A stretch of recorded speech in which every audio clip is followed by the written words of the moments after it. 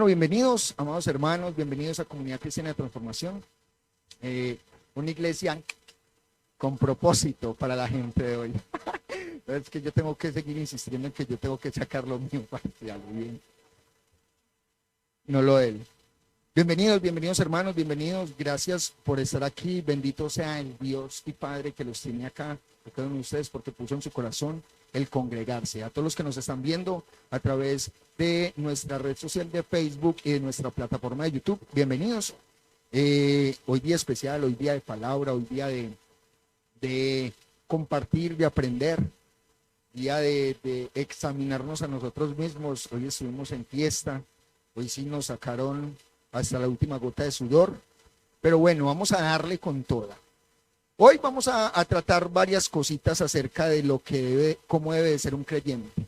Yo ahorita hablaba con los pastores y yo les decía, lo que pasa es que es muy maluco uno redundar en títulos, ¿cierto? No, todavía no.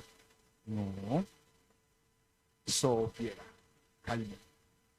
Es redundante uno hablar acerca de las características que debe tener un cristiano a través de la Biblia, porque Dios a través de la Biblia nos dice cómo es que debe vivir un cristiano, cómo es que debe vivir un hijo de Dios. Pero en toda la Biblia hay cosas que van marcadas para cada uno de nosotros. Puede que algunos de nosotros cumplamos unas, pero nos hacen falta cumplir otras. Amén. Entonces vamos a ir mirando, a ir reconociendo esas cosas y vamos a ir aprendiendo de lo que Dios nos quiere decir hoy. Amén. Entonces, segunda epístola del apóstol San Pablo a Timoteo, capítulo 1, versículos del 1 al 9. Y leo a favor de ustedes en el nombre del Padre, el Hijo y del Espíritu Santo. Yo le ruego a mi Dios y a mi Señor que sea Él hablando a través de mí, que no sea mi humanidad, ni mis sentimientos, ni mis emociones, sino que sea su divinidad hablando, y que esta semilla caiga en tierra abonada y fértil, que es nuestro corazón y nuestra mente, y que dé su fruto a su tiempo, al 30, al 60 y al 100 por uno. Dice Pablo, apóstol de Jesucristo por la voluntad de Dios, según la promesa de la vida que es en Cristo Jesús. A Timoteo, amado hijo, gracia, misericordia y paz. Ojo con estas tres palabras. De Dios Padre y de Jesucristo nuestro Señor.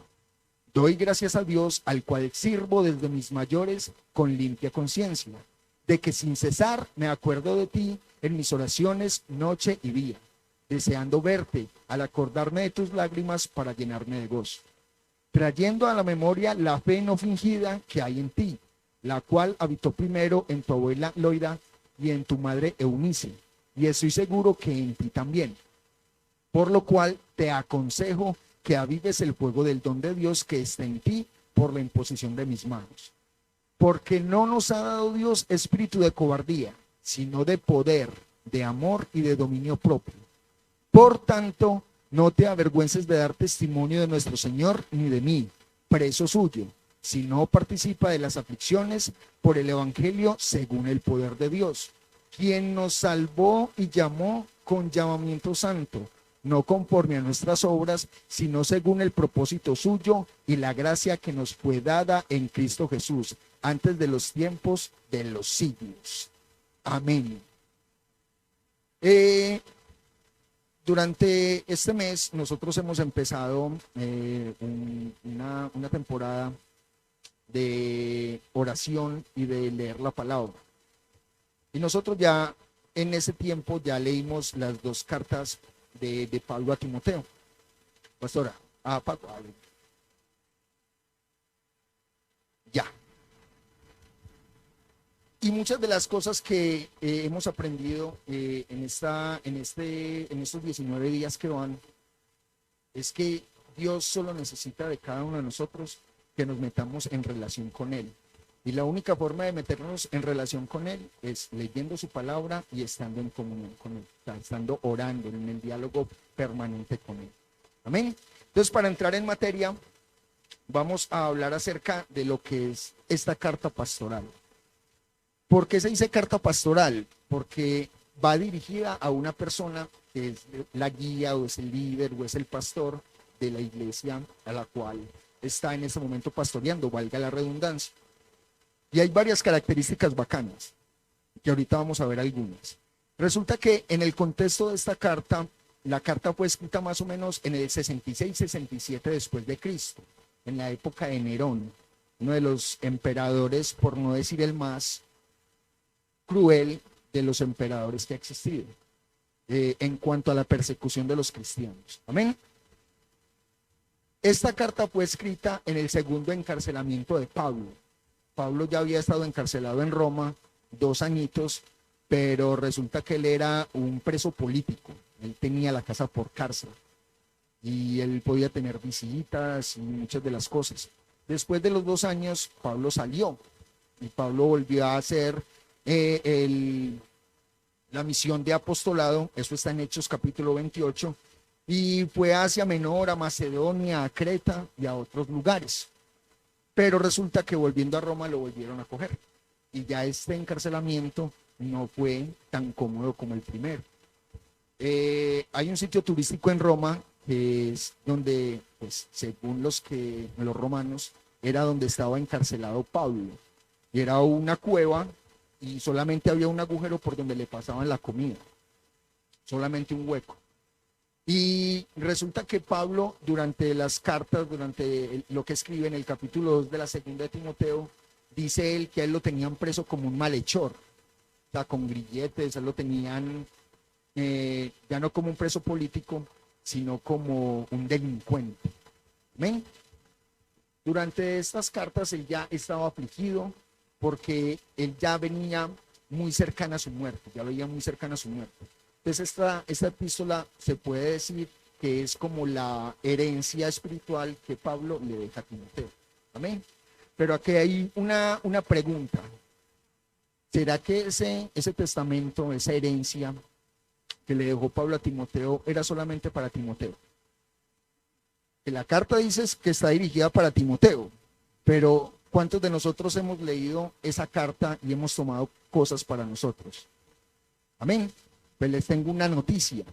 Todo lo que está en la Biblia es para cada uno de nosotros. Pablo quizás no se imaginaba que esta carta que se la había escrito a su hijo amado, a su discípulo espiritual, nosotros la hubiéramos tomado para nosotros mismos. Pablo quizás no se imaginaba que a estas alturas las mismas cosas que habían los mismos problemas, las mismas circunstancias adversas que había en la iglesia de Éfeso, también las tenía la iglesia de hoy en día. Entonces, por eso es que hoy esta carta no la tomé solamente para Timoteo, tómela para usted mismo. Otra de las cosas interesantes que hay acá, y me voy a adelantar un poquito, en el versículo 2 dice: a Timoteo, amado hijo, gracia, misericordia y paz. Les dije en un principio que pusieran mucho cuidado y mucha atención a estas 3 palabras. Pues resulta que estas 3 palabras solamente están juntas en 3 cartas. En primera de Timoteo, segunda de Timoteo y en Tito. En el resto de las cartas de Pablo solamente está gracia y paz. Gracia y paz. Ahora ustedes dirán, entonces, ¿por qué está? O se estarán preguntando el por qué está la misericordia ahí metida. Pues es curioso que lo pregunten, ¿cierto? Porque ustedes, ¿qué creen o qué dicen que quién necesita más misericordia? ¿El que está afuera en el mundo o nosotros? ¿Quién necesita más misericordia? Todos necesitamos más misericordia, pero nosotros muchísimo más. ¿Saben por qué? Porque nosotros ya conocemos al Dios de esa misericordia y muchas veces nosotros le damos la espalda a ese Dios grande, poderoso y misericordioso, y nos hacemos los que lo desconocemos a Él. Entonces nosotros que ya conocemos esa misericordia necesitamos muchísima más para no abandonarlo a Él. Amén.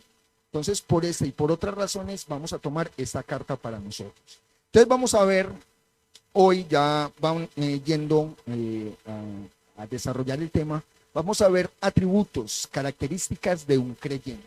Amén. Dice Pablo, apóstol de Jesucristo por la voluntad de Dios, en el versículo 1. Vamos a empezar a desarrollar el tema. Cuando nosotros entramos a la vida cristiana, y esto Pablo lo repite en todas sus cartas, ¿qué es lo primero que Dios le da a uno como hijo suyo? Identidad. ¿Cómo se presenta Pablo? Pablo, apóstol de Jesucristo. Ahora yo les hago una pregunta a ustedes, y el pastor lo ha dicho varias veces acá. ¿Cuántas veces ustedes se han presentado como hijos de Dios? Más bien pocas, ¿cierto? El pastor nos ha dicho que él hasta a veces le da cosa decir que él es pastor. No niega que es cristiano, pero no se presenta como ministro de Jesucristo. ¿Me equivoco? No, porque yo también lo he hecho. Yo muchas veces escondo mi fe para agradar a los demás. Pero lo primero que Dios nos da cuando nosotros lo recibimos a Él es identidad, como hijo suyo. Ahora, ustedes se preguntarán, bueno, pero el apostolado, ¿qué es el apostolado? Ser apóstol, dice acá que es por la voluntad de Dios, no por voluntad de hombres. El apostolado o ser apóstol significa delegado, embajador, enviado, mensajero, comisionado. ¿Cuántos de nosotros tenemos esas características? Amén. Porque yo soy un enviado de Dios para dar sus buenas noticias. Yo soy un mensajero. ¿Sí o no? O sea que pues, esto puede sonar a herejía, pero cada uno de nosotros ejercemos un apostolado. Aquí hemos aprendido de que el apóstol para los romanos era el primero que iba cuando se invadía una ciudad a decir que ese territorio era de Roma. Gustara al que le gustara, eso era así. ¿Qué era el apóstol para esos tiempos? Era el que decía que el reino de Dios se había acercado, gustárale al que le gustara. ¿Sí o no? Hoy nosotros tenemos que hacer ese ejercicio y esa misión de apostolado. Pastora. El apóstol enseñaba la cultura romana antes de que la invasión fuera hacia ciertos lugares, hacia esos lugares. Amén. Entonces, ¿nosotros qué debemos de hacer? Enseñar lo que nosotros sabemos de Cristo. La cultura del reino, la cultura de Dios. De dónde nos ha sacado Dios, del por qué nos sacó, ¿cierto? Ayer estábamos en una reunioncita muy chévere y estábamos hablando con una persona o con varias personas y nosotros hicimos esta pregunta y esta pregunta se hace aquí en Comunidad Cristiana de Transformación, del por qué nosotros somos cristianos. Ustedes se han hecho esa pregunta, pero muchas veces nosotros nos enredamos y decimos, no, es que es una vida nueva, que es que yo quiero transformar mi vida, bla, bla, bla, y nos llenamos de motivos, pero desconocemos la razón real del por qué uno es cristiano, ¿cierto? Entonces uno se llena de muchas cosas y uno se las da inteligente y uno dice, no, es que eso es muy subjetivo, es que eso depende de cada persona, del por qué determina a la persona ser cristiana, ¿cierto? Pero la identidad de nosotros nos la da el mismo Cristo. ¿Yo por qué soy cristiano? Porque yo amo a Cristo, porque Él murió por mí y porque Él ahora vive en mí. Exactamente, porque Él me amó primero. Por eso murió por mí.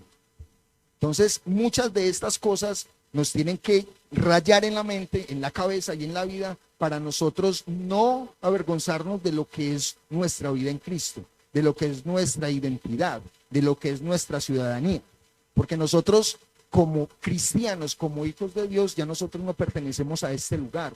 Nuestra ciudadanía no es terrenal, sino celestial.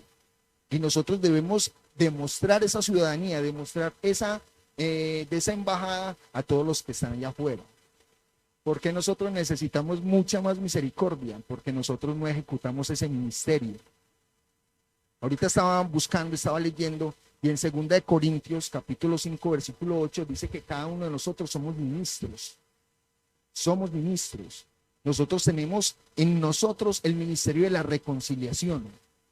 Demostrarle a la gente que hay un Padre que lo está esperando, para que Él y la persona se reconcilien por medio de nuestro Señor Jesucristo.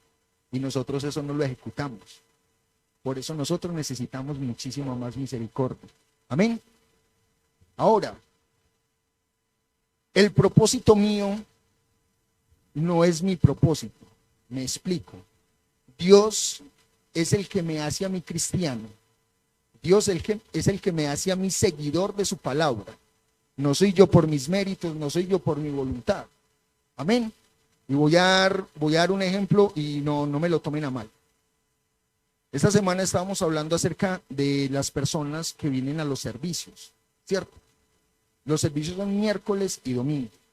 Un miércoles mucha gente opta por no venir, ¿cierto? Porque está trabajando, por el cansancio, por miles de obligaciones. Pero las personas que vienen al culto un miércoles, ¿por qué lo hacen? Porque están convencidas de que el que convoca es Dios. Porque saben que aquí la presencia de Dios va a estar manifestada y les va a dar descanso, les va a dar sabiduría, les va a dar muchísimas cosas. No es por nosotros mismos. Dios es el que nos convence de la necesidad que cada uno de nosotros tenemos por Él. Amén. Esta carta se escribió para Timoteo, pero también se escribió para cada uno de nosotros. Dice acá: Pablo, apóstol de Jesucristo, por la voluntad de Dios, según la promesa de vida que es en Cristo Jesús. A Timoteo, aquí en esta parte, diga cada uno su nombre. A Alexander, a Dora, a Xavier, a Norita. Amado hijo, gracia, misericordia y paz de Dios Padre y de Jesucristo nuestro Señor. Versículo 3. Doy gracias a Dios, al cual sirvo desde mis mayores con limpia conciencia. Hasta esta coma hay 3 características de una persona que debe de tener como hijo de Dios. Primero, doy gracias a Dios. ¿Cómo debe de ser un hijo de Dios, un creyente? Agradecido. Independiente de la circunstancia, el hijo de Dios tiene que ser agradecido.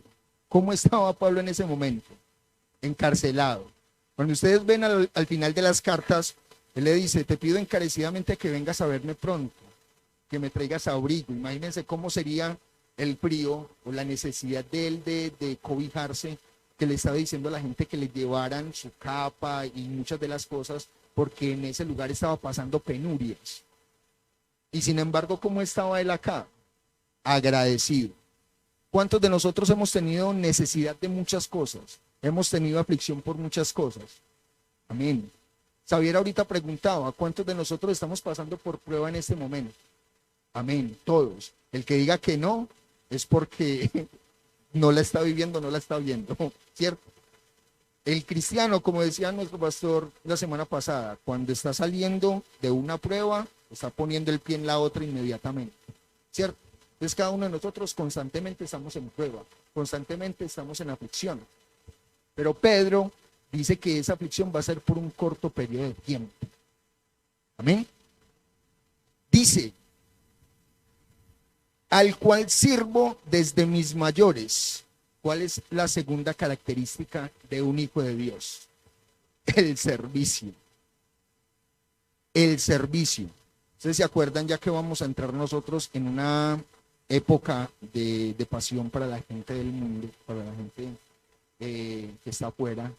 ¿Cuál es la segunda celebración que ellos tienen después del Domingo de Ramos? El lavado de los pies. ¿Y ese lavado quién lo hizo? Nuestro Señor Jesucristo, el Maestro, sirviéndole a los discípulos. Ese es el mayor ejemplo de servicio, ¿cierto?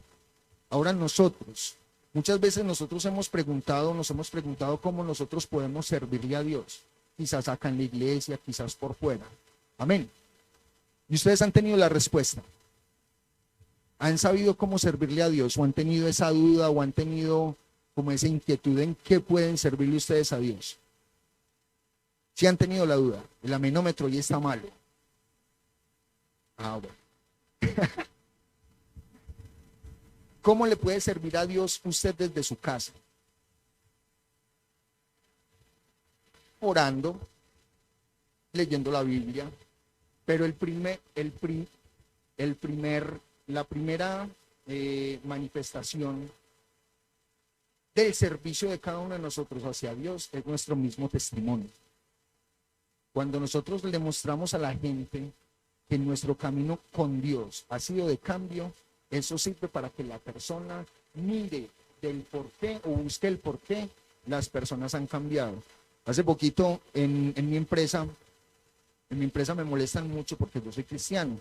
Entonces me dicen hermano Johnny, me dicen pastor, me dicen muchas cosas.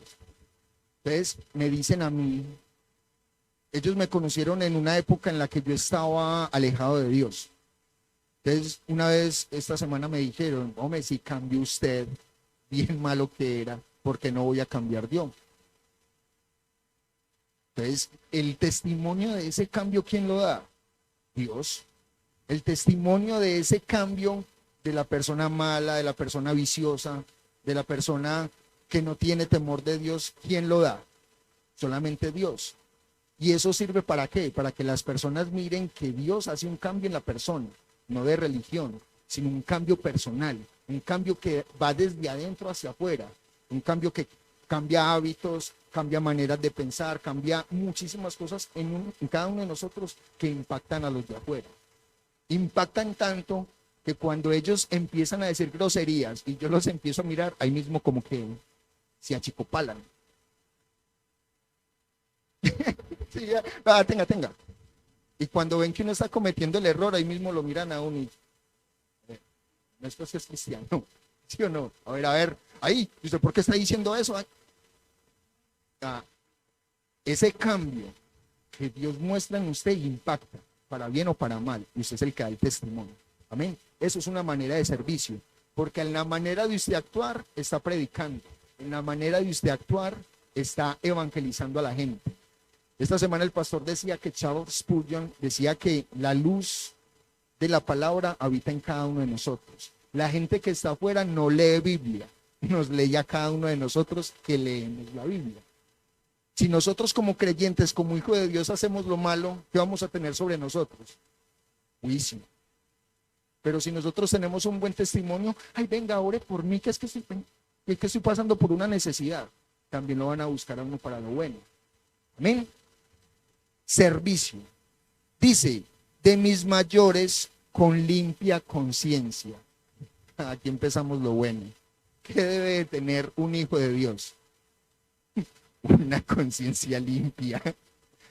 Levante la mano aquí el que tenga la conciencia limpia.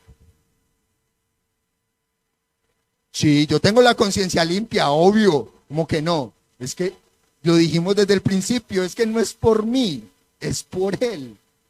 Dios es el que me hace consciente a mí de pecado, de juicio y de justicia. A ver, vamos a hablar algunas características de Pablo. ¿Quién era Pablo? Ay, el más seguidor, el perseguidor de la iglesia. Las características: judío, fariseo de fariseos, circuncidado, tal.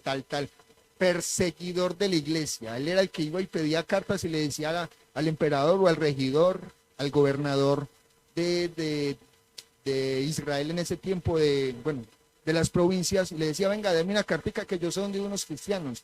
Deme esa carta para ir a matarlos, deme ese permiso para ir a matarlos. De ese tamaño era Pablo. Imagínate el decir, no, es que tenemos limpia conciencia. Y decir que los papás de los padres, los antepasados, tenían limpia conciencia. Cuando saliendo de Egipto, lo primero que hicieron fue adorar un becerro. ¡Ay, qué belleza de conciencia! No, pero ¿quién es el que limpia esa conciencia? Cristo, nuestro Dios. Porque ¿cuántas veces el pueblo estando en el desierto pecó y Dios con su amor y su misericordia decía, ay, venga pues yo lo salvo, venga pues yo lo sano, venga pues yo le doy, ¿a quién es? Venga pues yo le doy carnita, venga pues yo le doy agüita. ¿Quién es el que tiene cuidado de nosotros? Dios. No somos nosotros los que tenemos la limpia conciencia. Es Dios el que nos hace limpios de conciencia a cada uno de nosotros. Amén. Decíamos, estas semanas, estos últimos días, hemos nosotros hablado acerca de las personalidades de la gente de la Biblia. Imagínate, Moisés, el más manso sobre la tierra.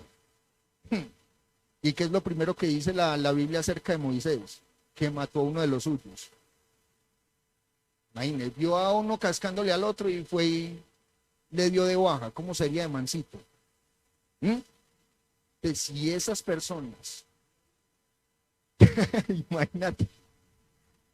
imagínense, Dios tomando esas personas para hacer maravillas en cada uno de nosotros. Gedeón, un cobarde, y Dios lo utilizó con 300 personas para derrotar a todo un ejército.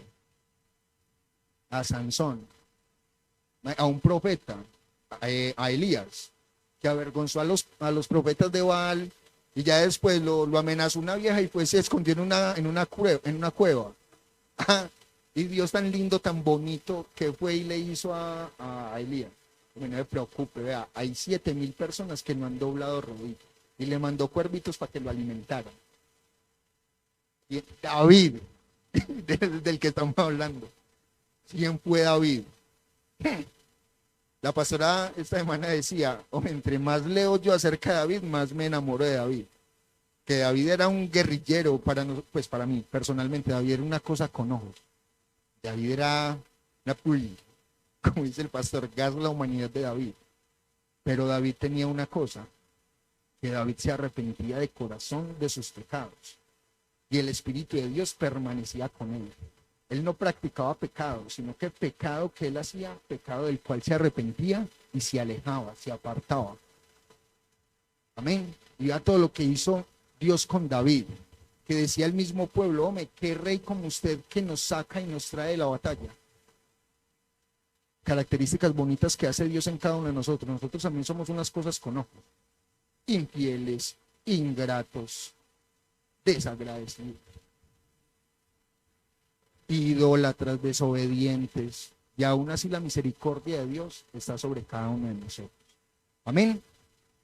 Así que la limpia conciencia no es de nosotros, no es de nosotros, viene de parte de Dios. Amén. Tercero, dice acá, de que sin cesar me acuerdo de ti en mis oraciones noche y día. Otra característica de un verdadero hijo de Dios, de un creyente, que intercede, que es un hombre o una mujer metido en oración. ¿Sí o no? De noche y de día. Bueno, pues uno dice que no es que se mantenga orando, pero esa debería ser la actitud de estar en la meditación de la palabra, de estar en comunicación con Dios, en pedirle opinión a Dios acerca de las cosas que nosotros hacemos. Esa es una de las características que tenía David, porque David, antes de hacer cualquier cosa, de apresurarse, él se metía con Dios y le decía, Señor, subiré, Señor, iré, Señor, hago esto, Señor, hago lo otro. Él le consultaba primero a Dios. ¿Y nosotros qué hacemos? Lo primero que se nos ocurra. Nosotros somos desbocados y el último al que acudimos es a Dios. El último que acudimos es a Dios para que nos saque el problema en el cual ya estamos metidos más embarrados que, ¿cierto? El Señor, bienvenida, hermana Diela. Entre, madre, entre. Orar sin cesar, dice la palabra. Un hombre de oración, un hombre de oración. Cuarto, dice acá, deseando verte al acordarme de tus lágrimas para llenarme de gozo. ¿Qué debe de tener un hijo de Dios? Gozo. Hemos aprendido nosotros que el ser humano está lleno de emociones. Una de las emociones que tiene el ser humano es la alegría o la tristeza, ¿cierto? Pero ¿cómo son esos sentimientos para cada uno de nosotros? Temporales. La alegría es un sentimiento que es temporal. Diría que es el más corto de los sentimientos que nosotros tenemos, de las emociones. La tristeza es un sentimiento, pero el gozo es algo que no proviene de nosotros. El gozo es algo que es eterno. El gozo es algo que nosotros no podemos entender. Yo ponía el ejemplo. Perdóneme que me coloque como ejemplo. Yo soy hincha del Club Atlético Nacional. ¿Cierto? Pero resulta, no, es un ejemplo, es el ejemplo acerca de la alegría y del gozo, ¿cierto? Yo sé que mi gozo es eterno, pero ¿por qué? Vuelvo y digo, el Club Atlético Nacional de Medellín. Ese es el equipo al cual soy hincha. Pero resulta que el equipo ganó hoy, por decir algo, es un ejemplo, ganó hoy. ¿Cierto? Es una alegría temporal. ¿Por qué? Porque resulta, por X o Y motivo, que estaba viendo el partido en X lugar y ya me fui para la casa y lo primero que hice al abrir la puerta fue encontrar la cuenta de los servicios. ¡Ay! Se me fue la alegría. ¿Por qué? Porque tengo que pagar 300, 400 mil pesos de servicio. Esa alegría es temporal. Ahora, ¿qué es el gozo? El gozo es ese sentimiento que yo tengo al saber que a pesar de la circunstancia yo voy a estar en la eternidad con el que todo me lo da y el que todo me lo provee. A pesar de todo. Vuelvo y pregunto, ¿cómo estaba Pablo en este momento? Pero es la pregunta que hace mi esposa muchas veces. Hermano, si usted se muere hoy, ¿para dónde se va?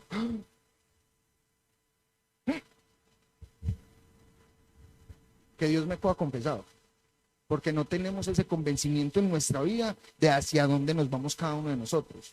El pastor, bueno, aquí entre nosotros, bueno, la pastora ha tenido varios sueños. Y dentro de esos sueños es que el pastor ya parte con el Señor, ¿cierto? Entonces la pastora es orando, no, no se lo llevo. Y el pastor, pero ¿cómo así? Yo ya no estar ahí arriba. Hombre, déjeme ir. Porque es eso. Es la seguridad y la certeza. Ay, usted no. Desde ese convencimiento en cada uno de nosotros de que si yo ya ceso de existir así material, yo ya sé para dónde me voy. Amén. Ese es el gozo a pesar de la circunstancia. Amén. Versículo 5, deseando, bueno, trayendo a la memoria la fe no fingida que hay en ti, la cual habitó primero en tu abuela Loida y en tu madre Eunice, y estoy seguro de que en ti también. A ver, yo digo que un creyente sin fe no es creyente. Es así de simple.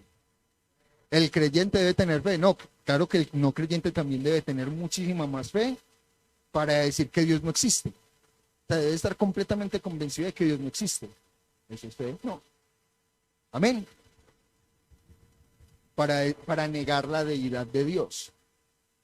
Entonces, la fe no fingida. Nosotros hablábamos en esos compartires acá de que cuál es el ejemplo de la fe no fingida, de la fe hipócrita. Cada uno de nosotros se puede preguntar, ¿yo para qué voy a la iglesia? ¿Yo en qué estoy creyendo? ¿Cómo estoy creyendo y por qué estoy creyendo? ¿Sí o no? ¿Yo en qué creo? Yo creo que Dios es mi Señor y mi Salvador porque Él murió por mí, ¿cierto? Porque dale.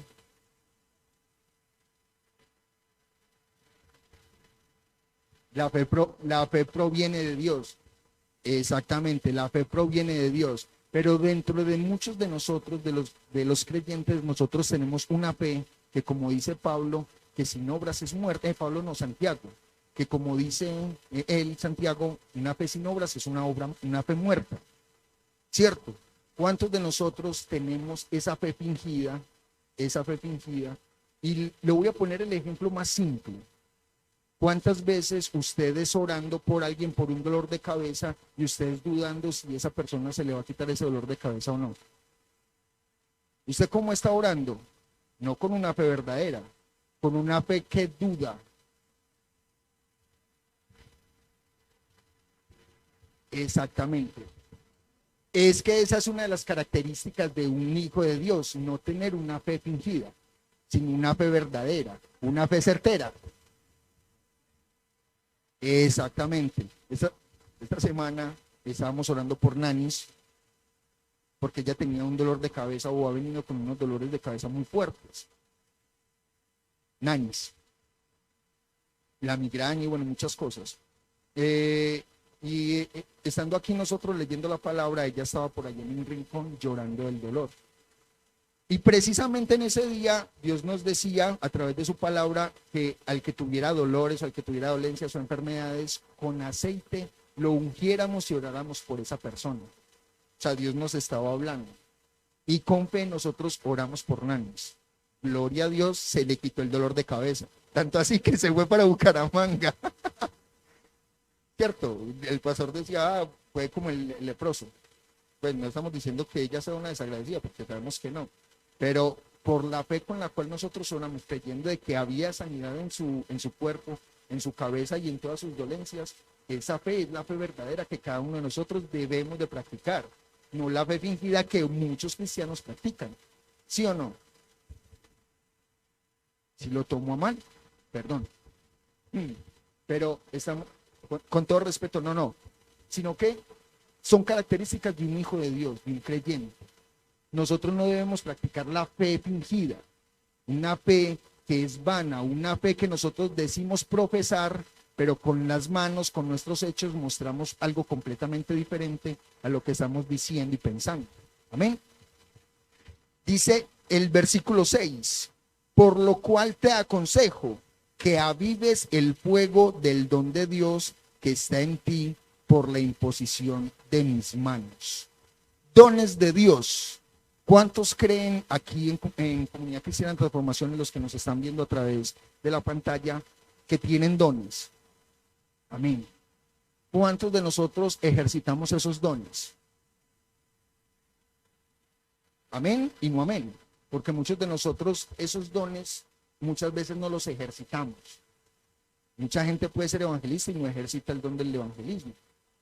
Mucha gente tiene el don de sanidad, pero no ejerce el don de la sanidad. ¿Cierto? Dones, avivar el don. ¿Qué es avivar? Es empezar a renovarlo. Esa palabra aquí de avivar es de volver a encender, de volver a echarle fuego. Y si Dios nos dice que avivemos, que lo reavivemos, que lo volvamos a encender, es porque cada uno de nosotros ya lo ha tenido. Y no es que lo haya tenido, ya lo tiene, sino que como lo tiene, apagadito. Sí, lo tienen bajo.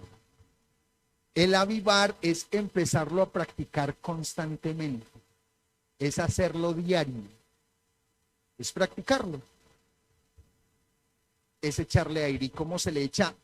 ¿Cómo se le echa el oxígeno al fuego, a las brasas?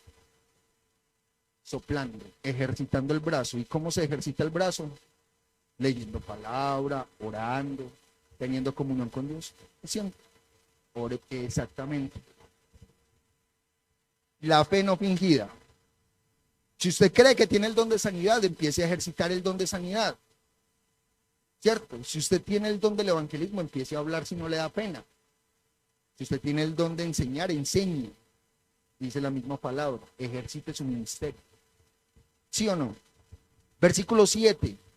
Porque no nos ha dado Dios espíritu de cobardía, sino de poder, amor y dominio propio. ¿Qué debe de tener un hijo de Dios? Un atributo de un creyente. Poder, amor y dominio propio. La palabra poder aquí es dinamis o dunamis, que es la misma palabra o la raíz de la palabra dinamita. O sea, que es algo que nosotros tenemos y que es bastante poderoso. Amén. El amor es el amor ágape. Yo leía la descripción de este amor y aparte de que el amor es desinteresado, es un amor al que no le interesa nada. No le interesa lo que hace la otra persona. Es un amor que lo entrega sin esperar algo a cambio. Es el amor que viene de Dios. Y ese amor también lo debemos de tener cada uno de nosotros. Porque Dios nos lo da a pesar de cada una de nuestras limitaciones. Porque Dios nos lo da a pesar de que somos infieles, de que lo olvidamos, de que somos idólatras. ¿Cómo tenemos que hacer nosotros con ese amor ágape? De amar a la persona, así esa persona no lo ame a uno. De amar a la persona, así esa persona lo ignore a uno. De amar a esa persona, así esa persona lo irrite a uno. Ese es el amor que nosotros debemos de entregar. Un amor que es incondicional. Así no me amen, yo debo de amar. Nosotros aquí hemos hablado de la venganza cristiana. ¿Y cuál es la venganza cristiana? De que si la persona a mí me hizo mal, ¿yo cómo le debo de responder? Con bendición, con amor, desinteresadamente, sin importar lo que la persona sea o haya hecho. Amén. Y el dominio propio. El dominio propio en muchos de nosotros es difícil de hacerlo, de aplicarlo y de ejecutarlo. ¿Cierto? Hablábamos nosotros esta semana en Santiago, en el libro de Santiago, que cuál es el miembro de nuestro cuerpo más fuerte. La lengua. Porque ningún hombre es capaz de refrenarlo. Imagine que la Biblia compara a la lengua con un fósforo que puede encender un gran bosque. El hombre que pueda refrenar su lengua o el timón del barco. Imagínate, ¿cómo es el timón de un buque? ¿Han visto películas que el timón de un buque es pequeñito? ¿Y cómo son esos buques? Grandísimos. Y esa cosita puede guiar esa cosa gigante, así es la lengua. Dice la palabra que el hombre que pueda refrenar su lengua es sabio, es un varón perfecto. Pero muchos de nosotros no tenemos dominio propio porque aún en nuestras conversaciones nosotros hablamos unas sandeces y hágame el favor. Y sí, que Dios nos perdone. Que Dios tenga misericordia de cada uno de nosotros. Muchísima más misericordia. Amén. Versículo, ¿en cuál voy? Ay, María, no me va a alcanzar el tiempo. Dice acá, por tanto, no te avergüences de dar testimonio a nuestro Señor. ¿Qué debe de tener o qué debe de ser un hijo de Dios, un verdadero creyente? No, ser un sinvergüenza. No tener vergüenza de lo que es Dios en nosotros. Por eso ahorita les preguntaba, ¿cuántos de nosotros nos presentamos? Hombre, mucho gusto. Johnny Marín, hijo de Dios, servidor del Altísimo. Muchas veces no lo hacemos, pero eso lo deberíamos de empezar a ejecutar. ¿O cuántos se avergüenzan de que Dios sea su Señor y su Salvador? De que Jesús sea su Señor y su Salvador. Pero entonces deberíamos de ejecutar eso. De empezar a mostrar nuestra identidad como hijos de Dios. ¿Sí o no? De que la persona te diga, ¿y vos quién sos? Me gustó, mi nombre es Johnny Alexander Marín. Cristiano, soy hijo de Dios. Me congrego en Comunidad Cristiana de Transformación. Una iglesia con propósito. Amén. Pero nosotros deberíamos de empezar a aplicar en nuestra palabra. ¿Saben por qué? Porque eso es un arma de doble filo. Y eso nos ayuda a cada uno de nosotros. ¿Saben por qué? Porque si usted se le presenta a todo el mundo como cristiano, lastimosamente uno no va a fallar o no va a cometer errores. Lastimosamente es para que la gente no diga que yo fallé. Porque uno antes de tenerle pena a Dios, uno le tiene penas a la gente. Por lo mismo, por el juicio y el señalamiento que tienen las personas con uno. Y no es pues que es cristiano. ¿No? Y este por qué está fumando, y este por qué está bebiendo, y este por qué está diciendo groserías, y este por qué está saliendo de este bar, donde las chachas, con cualquier cosita. Entonces uno, ¿de qué teme? De que la gente lo vea. Uno como anda. ¿Cómo era, pastor, que le dijeron a usted cuando se cascó hace mano? Se desahogó. ¿Por qué? Porque uno le tiene más pena a la gente del que dirán que de Dios. Y Dios está pendiente ahí a toda hora. Entonces, por eso es bueno que nosotros nos presentemos como hijos de Dios. Para que así sea, por pena de la gente, nosotros hagamos lo correcto. ¿Sí o no? Dice acá, no te avergüences de dar testimonio del Señor ni de mí, preso suyo, sino participa de las aflicciones por el Evangelio según el poder de Dios. Ser un sinvergüenza, pero el sinvergüenza no es ser un cualquiera, sino el no tener vergüenza de usted con quién se relaciona. Hablábamos nosotros hace un tiempo de que cuando uno viene a los pies de Cristo, uno cambia todo. Cambia de lugares a los que frecuenta, cambia de amigos, cambia de sector social, pues por así decirlo, ¿cierto? Y nosotros no nos debemos de avergonzar de los que nos están rodeando en este momento. ¿Por qué? Porque ellos también tienen la misma convicción que tengo yo, de que Jesús es mi Señor y mi Salvador. A pesar de que la gente diga lo que diga. Amén. Ay, que es que vea, que es que haya más bien regular la palabra. Que es que haya más bien regular la alabanza. Que es que haya, es una iglesia pequeña. No importa. Todo esto es de Dios y es para Dios. Amén. Dice acá, si no participa de las aflicciones por el Evangelio según de Dios. Participante activo de la aflicción. Sí, llevamos 44 minutos ya. Participante activo de la aflicción. Dice Romanos 12:15 que nosotros nos debemos de gozar con los que se gozan y debemos de llorar con los que lloran. ¿Cierto? Y dice Primera de Pedro capítulo 5 versículo 9 que nos debemos de identificar con todos nuestros hermanos a través del mundo, porque ellos también están pasando por las mismas aflicciones que estamos pasando cada uno de nosotros.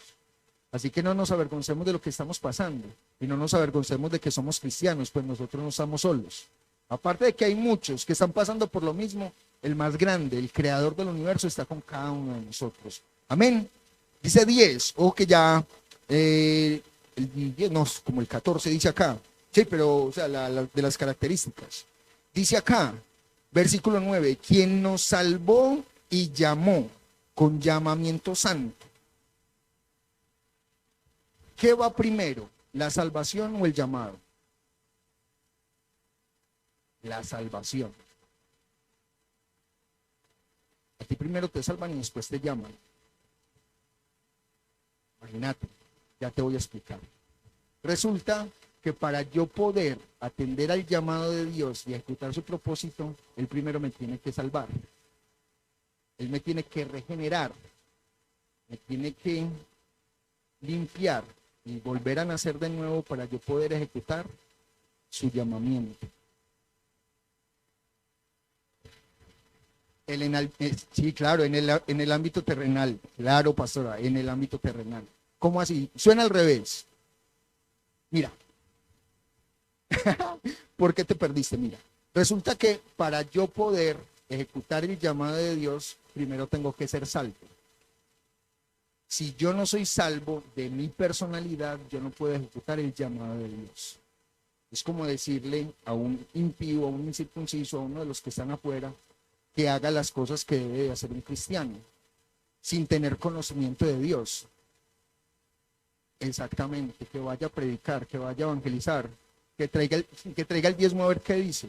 No, primero, ¿qué tiene que haber? Salvación. ¿Salvación de qué? De todas las corrientes que hay afuera, de las filosofías, del que usted no tiene que diezmar, del que usted no se tiene que congregar, ¿cierto? De que María, de que José Niño, de que ¿De qué nos tiene que salvar Dios? De todas esas corrientes que hay afuera y aún de mí mismo. De la basura que hay en mí y aún de las estructuras que yo vengo desde niño con ellas. Y después de que Dios nos haya salvado de todo eso, ahora ¿a qué nos llama? A ejecutar el ministerio de cada uno de nosotros. ¿Cierto? Porque nosotros no podemos ejecutar un llamado. Bueno, Dios es el único que lo hace, que nos va preparando cuando nosotros vamos ejecutando en el camino. Pero primero nos salva y después nos llama. Amén.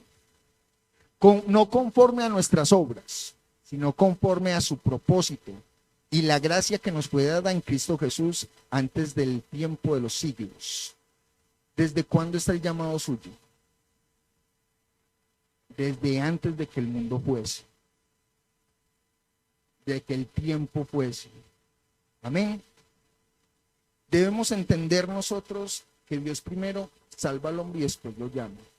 Y el llamado es santo. O sea que el llamado es apartado. El llamado es para un propósito. ¿Cierto? El llamado de cada uno de nosotros es de antes de los tiempos. Desde antes de que Dios hiciera todo esto, Dios ya tenía en usted el propósito que usted debía de cumplir. Pero no un propósito suyo, sino el propósito de Él. Amén. Dice ya para terminar la carta a los Filipenses, capítulo 1, versículo 6. Vamos a leerlo. Filipenses, capítulo 1, versículo 6.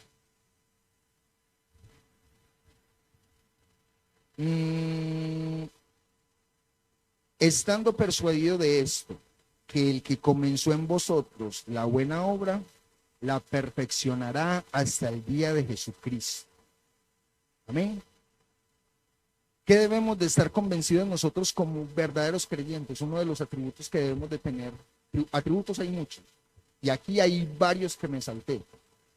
Pero el mayor atributo que debemos de tener nosotros es que si nosotros somos salvos, somos llamados. Y si somos llamados, nosotros vamos a cumplir ese propósito que Dios tiene para cada uno de nosotros y no por nosotros mismos, sino por Él. ¿Cuál es el propósito de Dios? En la Biblia está de que todos procedan al arrepentimiento. Amén. Pero ¿cuál es el propósito que tiene para usted? Que ya está arrepentido de todos sus pecados. De que empiece a ejecutar los atributos que Él le ha dado como un Jesús. Amén. Padre, en el nombre de tu Hijo amado Jesucristo, nos presentamos, Señor, delante de ti para darte las gracias. Gracias, Señor, porque tú cada día nos estás hablando, porque tú cada día, Señor, nos muestras tu infinita misericordia para con nosotros. Señor, hoy nos has mostrado que nosotros como creyentes necesitamos mucha más misericordia, Señor, de los que están afuera. Pero sabemos que tú repartes a cada uno por igual, Señor, porque tu amor es igual para cada uno de tus hijos y para toda tu creación. Señor, en el nombre de Jesús, yo te ruego, Señor, que en todo lo que tú nos has hablado, Señor, se nos quede en nuestro corazón, Señor, de que nosotros tenemos un ministerio que ejecutar.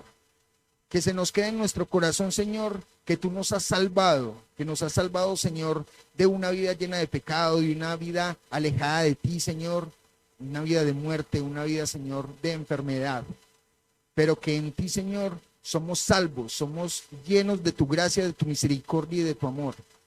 Y que aparte de eso somos llamados, Señor, para testificar de las maravillas que tú has hecho en cada uno de nosotros. Convéncenos, Señor, de que tú nos has dado espíritu de poder, de amor y de dominio propio. Convéncenos a cada uno de nosotros, Señor, de que nosotros podemos ir a conquistar lo que tú ya nos has dado que conquistemos. Señor, en cada uno de nuestros corazones están las personas que nosotros queremos que te conozcan, nuestros familiares, Señor, nuestros amigos, nuestros cercanos, Dios. Que nuestro testimonio, Señor, sirva para nosotros ejecutar el ministerio de la reconciliación, para que la gente, Señor, el mundo, los hombres, los que están perdidos en delitos y en pecados se puedan reconciliar contigo, que puedan conocer a Jesucristo, el único camino hacia ti, Señor, el único mediador que hay entre tú, Señor, y cada uno de nosotros. Señor,